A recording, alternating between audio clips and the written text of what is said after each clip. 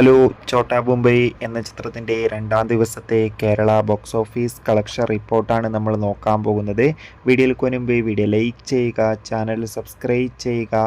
May മാസം June മാസം OTT release ചെയ്ത ചിത്രങ്ങളുടെ വീഡിയോ നമ്മുടെ ചാനൽ ഭാഗം പരിശോധിച്ചാൽ നിങ്ങൾക്ക് കാണാൻ വേണ്ടി സാധിക്കുന്നതായിരിക്കും.